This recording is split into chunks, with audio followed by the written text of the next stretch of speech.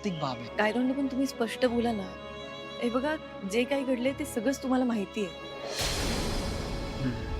स्पष्टच सांगायचं तर तुम्ही नातं तोडायचंच ठरवलंय तर ते तुटणारच ना. अजून काय राहिलंय तुटायचं?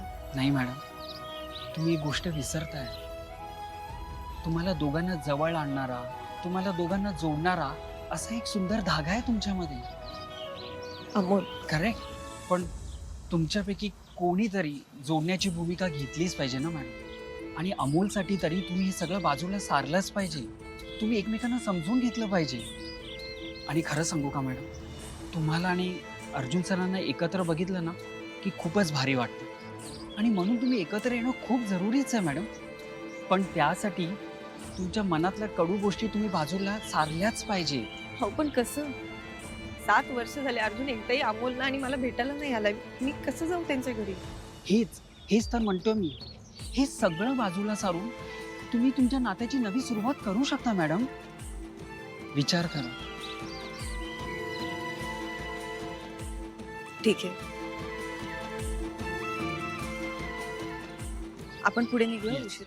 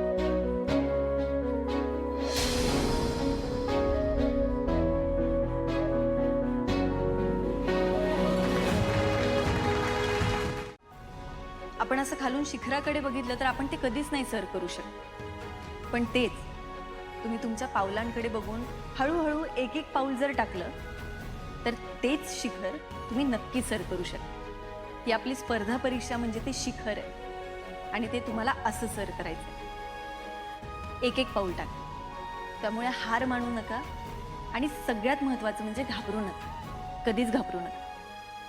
आता अर्जुन सर म्हणाले, अभ्यासासोबत तुम्ही तुमची तत्व कधीच नाही सोडली पाहिजे. आणि अगदी बरोबर आहे त्यांचं. तुम्ही तुमची तत्व कधीच सोडू नका. दरवर्षी खूप कमी लोक कलेक्टर होतात, खूप कमी. त्यात तुम्ही माणूस म्हणून उत्तम असाल, तुम्ही तत्वांना धरून चालत असाल तर कुठलीच गोष्ट तुम्हाला तुमचं काम करण्यापासून अडवू नाही शकत. त्यामुळे स्वतःवर विश्वास ठेवा, स्वतःच्या तयारीवर विश्वास ठेवा आणि परीक्षेला सामोरे जा. नक्कीच तुमच्या स्वरूपात एक उत्तम नेतृत्व आपल्या देशाला लाभू शकते.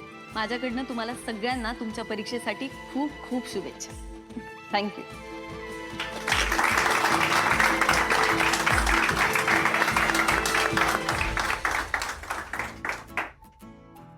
तर दोन्ही प्रमुख पाहुण्यांनी खूपच चांगलं मार्गदर्शन केलं.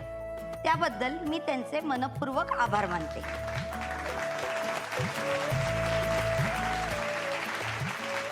तुम्ही आपला अमूल्य असा वेळ काढून इथे आलात आणि आमच्या मुलांना मार्गदर्शन केलं, त्यासाठी खरंच तुमचे आभार. आणि मी जाहीर करते की आजचा हा कार्यक्रम इथे समाप्त झाला. धन्यवाद.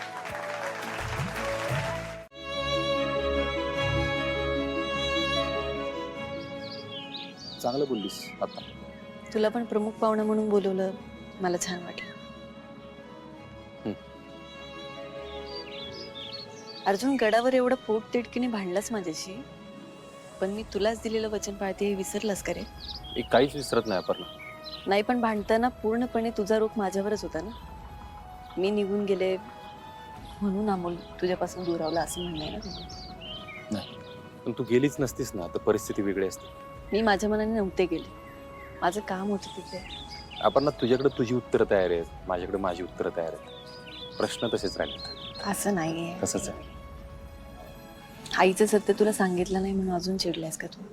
तुला काय वाटतं? प्रश्नावर प्रश्न नको ना करू. तिथून तर सुरुवात झाली खरी अपर्णा. त्या गायतोंडे म्हणत होते तुम्ही दोघं समजूतदार आहात, बसा बोला गुंता सुटेल. त्यांना म्हणलं मी ते धागेच वेगळे झालेत तर कसला गुंता सुटत. जाऊ दे, सोड ना ते. आता तरी तुला मान्य आहे का तू तुझी तत्व सोडून वागलीस ते? मी तत्व सोडून नाही वागले अर्जुन. मी तुझ्यापासून ही गोष्ट लपवून ठेवली, त्याचा तुला खूप जास्त त्रास झाला हे कळतंय मला. त्यासाठी खरंच सॉरी. बाबांना आणि तुला त्रास व्हावा हा हेतू खरंच नव्हता, पण माझ्या या सगळ्या वागण्यामुळे तुम्हाला दोघांना खूप त्रास झालाय. येते.